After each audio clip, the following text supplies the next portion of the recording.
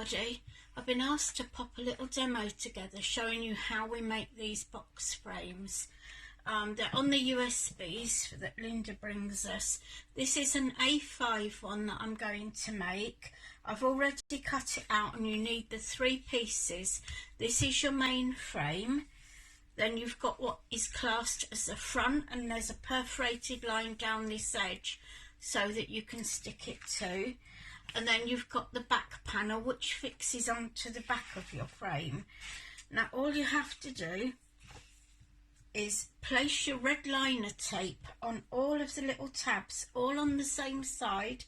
I've got red liner tape right the way round these areas, and burnish it down so that it sticks to your card. Then you know that when you peel your tape off, it will peel off properly. So I just go into now.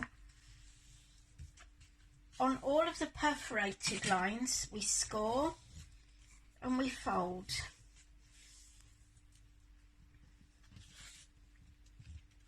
It's already perforated, so it'll just go at a finger's push really, but I like to have a nice neat edge to mine. There we go. They're quite quick and easy to do, and I think they could become quite addictive when you get going with them. But there's lots and lots of different sizes on there. The only one that's put together any differently than this is the 12 by 12. I may do another video for that further down the line if anyone has any trouble, but they generally are quite easy to do. Here we go. So we've got our sides are all folded. First of all, we take off these tiny little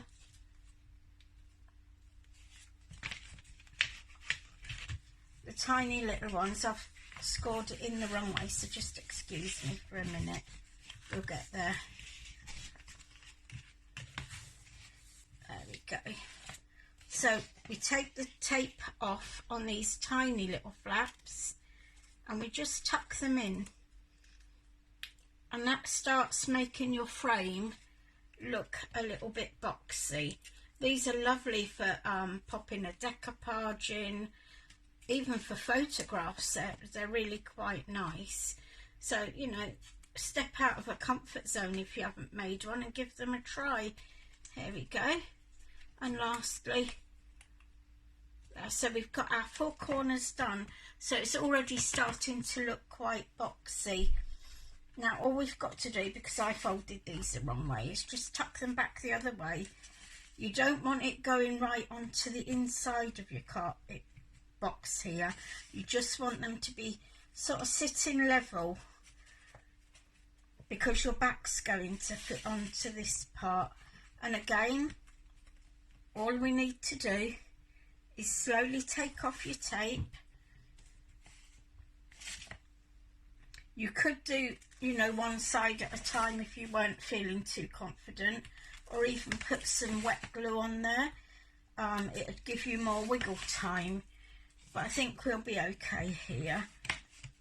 So holding your corners together there, and just pop down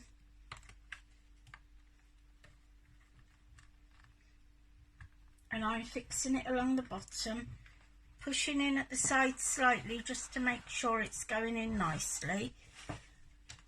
If you're not sure and you don't want it to stick, just pop your finger between the layer. There we go.